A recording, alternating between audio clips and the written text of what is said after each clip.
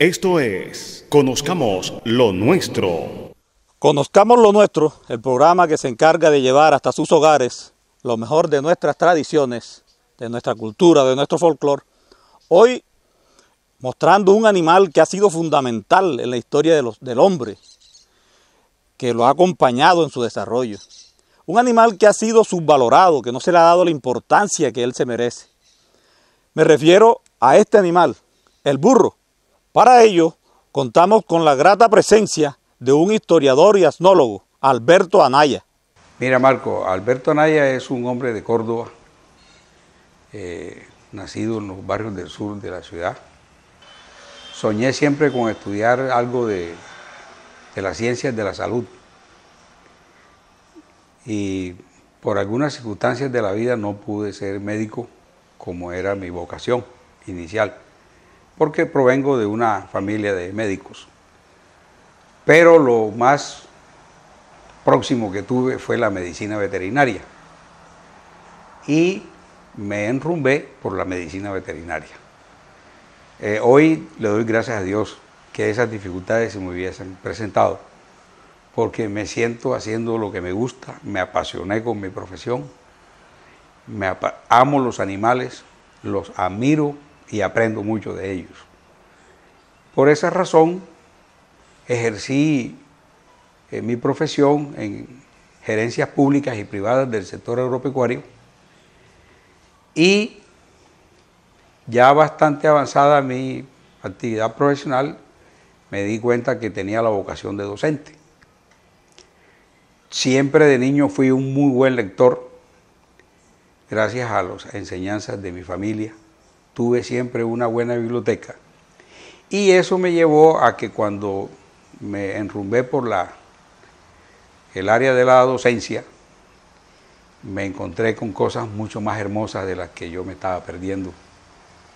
Hoy en día estoy felizmente pensionado y dedicado a hacer lo que siempre me gustó de niño, leer, estudiar y amar mucho a Córdoba, porque la conozco palmo a palmo y porque sé que nuestras riquezas hace necesario que tengamos una clase dirigente más preocupada por el desarrollo de nuestra tierra.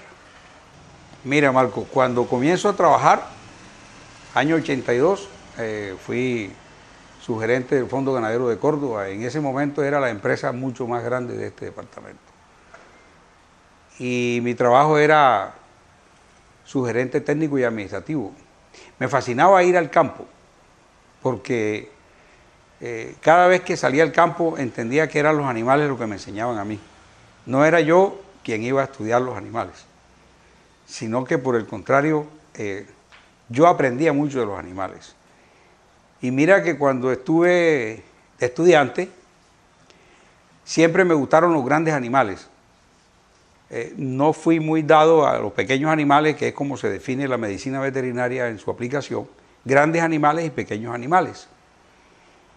Entonces, la vaca para mí fue inicialmente un animal de mucha referencia, porque el fondo ganadero era de fondos ganaderos, actividad de ganaderos. Pero yo creo que surgió un detalle sumamente interesante, tanto en la facultad, cuando estudiaba, como en la empresa donde inicié mis labores como profesional.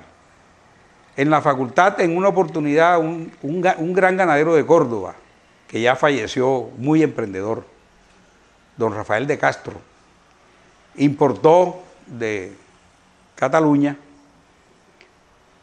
3 reproductores y 6 hembras catalanas de burros, asnos, hermosos animales en aquella época. Lógico, esos animales cuando llegaron a Córdoba sufrieron el estrés de cambio climático, ¿sí? El estrés de cambio de medio ambiente y fueron a dar a la facultad con algunas afecciones respiratorias, de piel, ¿sí?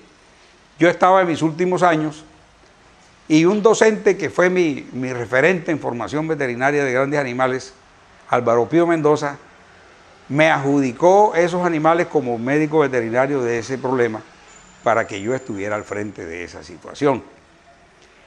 Yo diría que ahí comenzó mi amor por una especie que de niño solamente la había conocido y la había estudiado académicamente, pero que no la había detallado, como es el asno, el burro, ¿sí?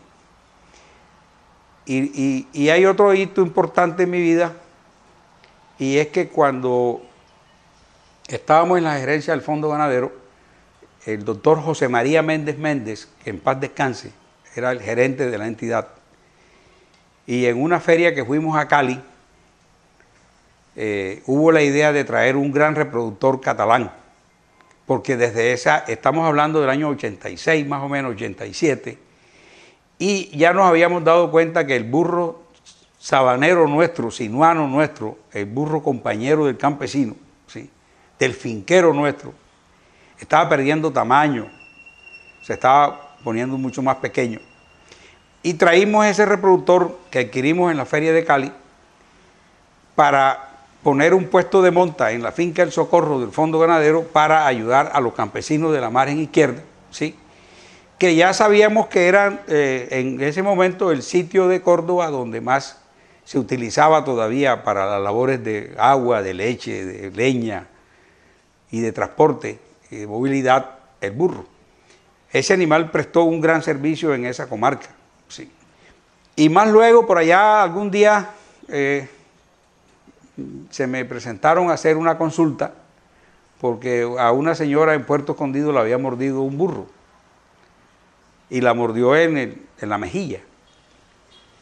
A mí, cuando me consultaron, eso me extrañó mucho.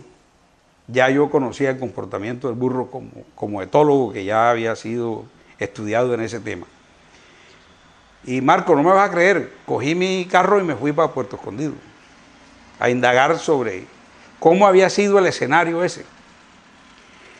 Y después que recogí bastante información, tanto de los señores familiares de doña Matilde, se llamaba la señora, y de los habitantes y moradores de la región, determiné que el animal no tenía rabia, porque lo habían calumniado, ¿sí?, de que él había hecho ese procedimiento de morder a la señora porque tenía rabia. La rabia es una enfermedad viral que transmiten los vampiros a los animales domésticos. Pero yo noté que el burro no tenía en su cuello ni en ninguna parte de su cuerpo huellas de haber sido mordido por algún vampiro, ni derrames sanguíneos de ninguna clase. Y un comportamiento muy normal, muy dócil, ¿sí?, después de lo que hizo. ¿Sí? Al final, Marco, me pude dar cuenta que eso fue una reacción de ese animal porque la señora había abusado en el uso de él. Lo había puesto a trabajar desde las 4 de la mañana para venir a una iglesia a ver una misa de 6 de la mañana. Y el burro lo dejó, como dice uno en el campo, sogueado, sin agua, sin alimento, ¿sí? Y ella fue a utilizar su burro para regresarse tipo 4 de la tarde y dice que cuando llegó el burro tomó esta actitud cuando él siempre se había comportado como un animal muy dócil. Ese detalle me dio a entender que tenía que estudiar más el comportamiento del burro para poder sostener que ese comportamiento de él en ese momento no era producto de ninguna enfermedad viral, sino que el burro tiene esa característica, que el burro, cuando tú sobrepasas los límites que él mismo te plantea, porque es un animal tolerante, él opta esa posición de defensa ante un ultraje que le venga de afuera. En esos eventos, Marcos, creo yo que se me despertó ese amor grande que he sentido siempre por este animal.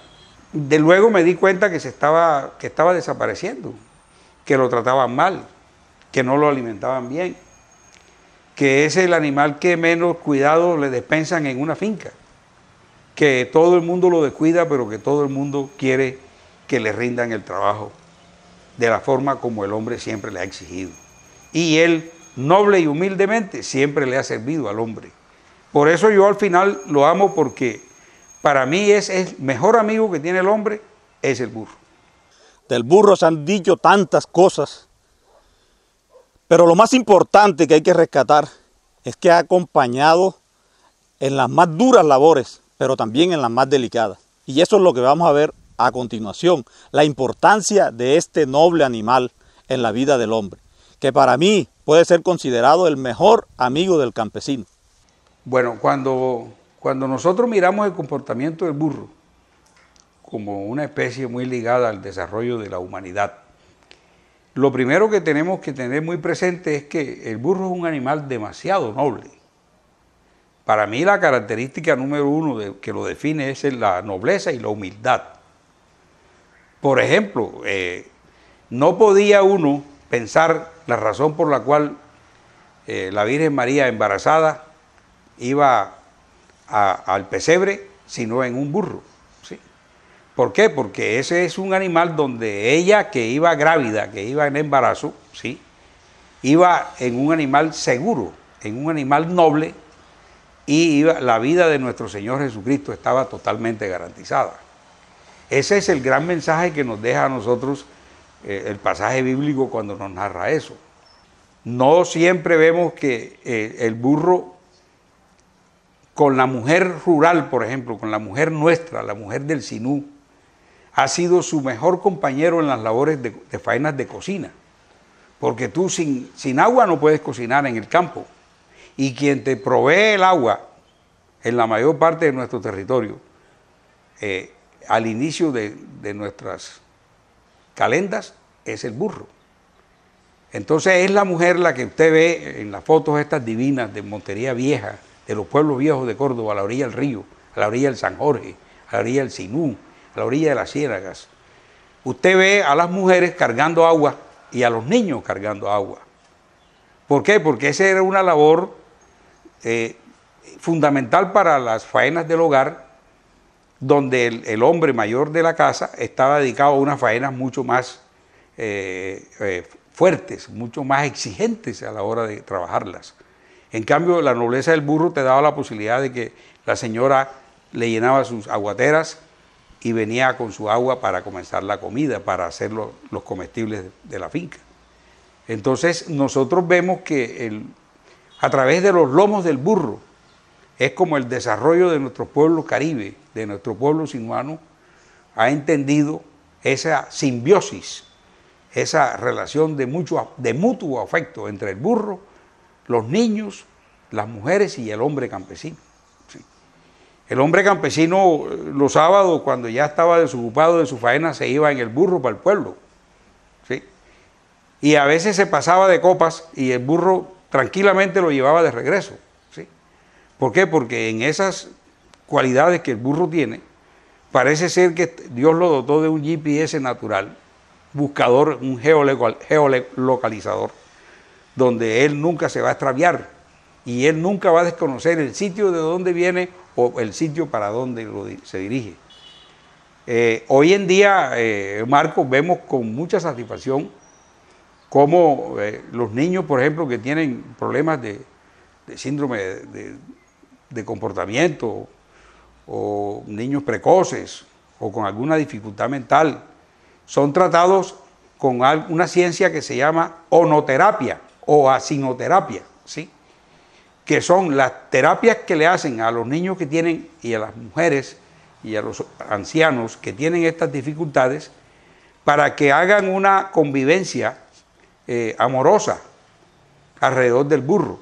¿Por qué? Porque saben que es un animal que siente la ternura, y por eso esas sesiones con asinoterapia comienzan con un cepillado. Al niño, a la señora o al anciano le dan un cepillo para que ellos cepillen al animal, al borrico. Y mira que hay un adagio muy sinuano que tú debes conocer, que dice que yo lo cambié un poquito, porque yo lo utilizo es que los burros se buscan es para amarse.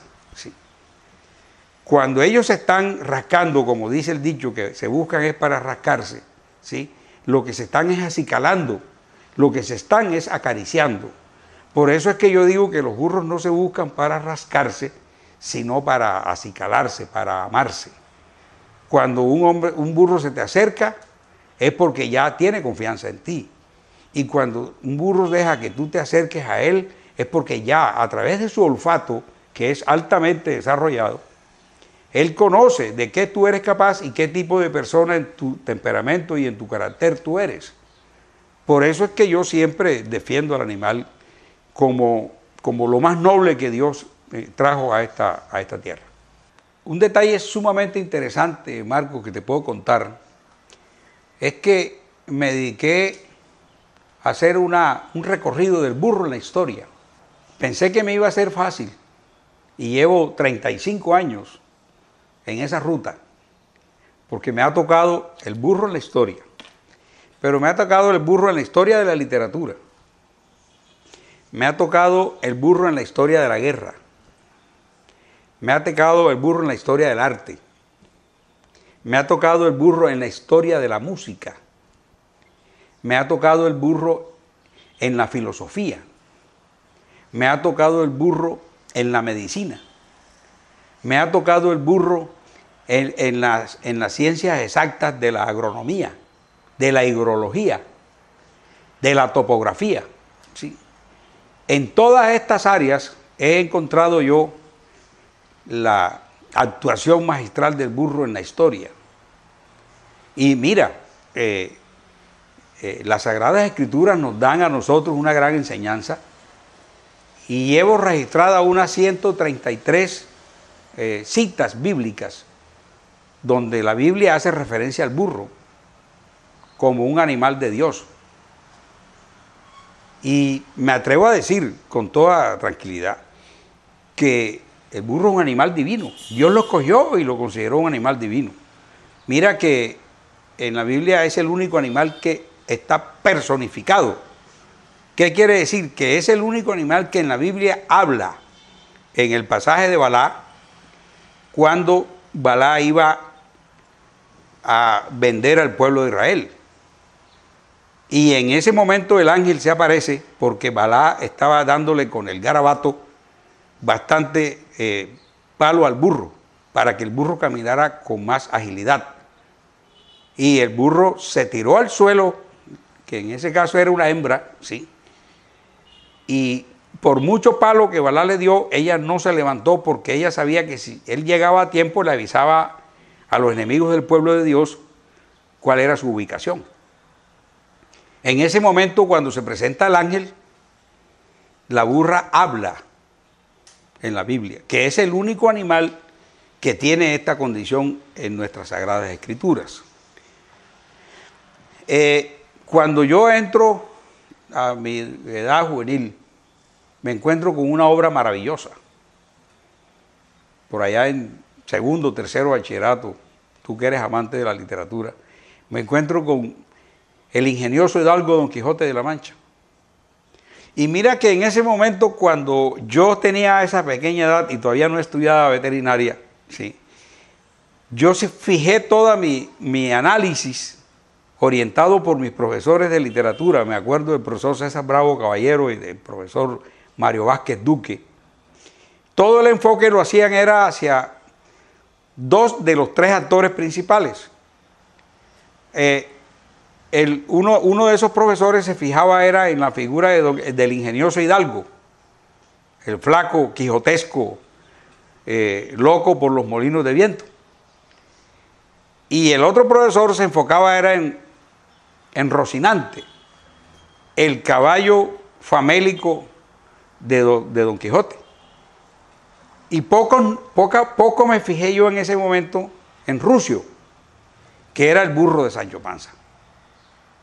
Pero ahora, cuando ya tengo 65 años, me he leído 3 veces nuevamente el Quijote para aprender del burro, porque me pude dar cuenta que en la obra, quien le enseña al ingenioso hidalgo y le enseña a Rocinante el comportamiento de la época, era Sancho Panza con su burro Rucio. Además de que siempre fue una forma de ridiculizar al Quijote. que era el que tenía una mente maravillosa, pero siempre lo ponía en su sitio las inteligencia natural de Sancho Panza y las salidas espectaculares y de enseñanza que les daba Rucio en la novela. Sí. Entonces, luego me encuentro con García Márquez, en 100 años de soledad. Por ahí estoy haciendo un trabajo con unos amigos y estoy definiendo a García Márquez como un gran etólogo. Porque cuando uno lee 100 años de soledad se da cuenta cómo casi todas las obras de él, incluyendo la magna de Premio Nobel, giran alrededor de los animales. El burro en la Cándida Heréndira, el burro en 100 años de soledad, en Macondo, el burro reúne a las 3 de la tarde, eso lo leí yo en 100 años de soledad. Y García Márquez explica en Macondo por qué el burro reúne a las 3 de la tarde y dice que eso es una coincidencia histórica, porque es que Jesucristo murió a las 3 de la tarde. Y acuérdense que un domingo de Ramos fue cuando entró a Jerusalén Jesucristo en un burro. Luego esa relación del burro en la religión marca las obras luego de García Márquez. Entonces estamos haciendo un trabajo para mostrar cómo él era, además de amante del burro, era amante de todos los animales nuestros y de ese comportamiento natural del burro con el hombre del Caribe. Esa relación directa entre los animales y el hombre caribe se ve explícitamente en la obra de García Márquez. Y mira que fue premio Nobel y habló del burro. ¿Sí? Y bastante joven me leí una obra que se llama Platero y yo, de Juan Ramón Jiménez. Y de esa obra me impacta la forma como él define el burro. Motita de algodón. Le dice que los burros son una motita de algodón, una motita suave, una motita de cariño, de afecto, de amor por el prójimo, por su prójimo que es el hombre. ¿Sí? Inclusive en una escena alguien le pregunta si hay algo más hermoso que los ojos de un burro pequeño. Y él dice que los ojos de un burro pequeño se parecen a un escarabajo. Y me he puesto a mirar los cuadros de las personas que han pintado el burro y sí, hay una gran similitud. Las pestañas, el color negro y el contraste de los ojos con los diferentes tonos de luminosidad. Entonces mira que qué coincidencia. Juan Ramón Jiménez en el año de 1956 gana el Premio Nobel de Literatura con una obra dedicada al burro. Platero y yo. Eso también me llenó de mucha inspiración, de mucho amor. El burro nos ha enseñado más de lo que nosotros en este momento podemos tener claro. En el arte, en la música, hay unas canciones dedicadas a los burros espectacular. En la música caribe vemos como El burro leñero, que fue una obra que yo leí mucho en bachillerato, escuché mucho ese vallenato de nuestro compositor criollo Máximo Jiménez.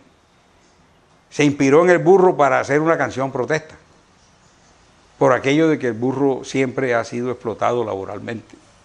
Y él hacía la analogía del burro con el hombre, campesino sobre todo. Entonces mira que cuando uno pasea la historia, no puede sustraerse de entender que el burro ha sido transversal a las culturas, en todas las religiones, en todos los continentes, en todos los climas, en todos los países. Hay santuarios de burro. Inglaterra hoy en día, por ejemplo, es el país del mundo, uno de los países más avanzados, que tiene grandes asociaciones de ONGs que defienden y preservan el animal. Entonces, eso es lo que yo he visionado y te concluyo que yo no veo la historia del hombre sin el burro. Yo no escribiría la historia del hombre si el burro no hace parte de ella. Conozcamos lo nuestro llega a su fin en el día de hoy, donde hemos conocido un poco acerca del noble animal que ha acompañado al hombre en su evolución. pero también quiero invitarlos para que en la próxima entrega ustedes disfruten de unas curiosidades de las cuales nos va a hablar el señor Alberto Anaya, quien es un conocedor, una persona que tiene una amplia experticia en el estudio de este importante animal. Oiga, y no olvide suscribirse, darle me gusta, comentar y compartir. No olvides suscribirte para disfrutar de más contenidos relacionados con la esencia de nuestro folclore. Esto es Conozcamos lo Nuestro.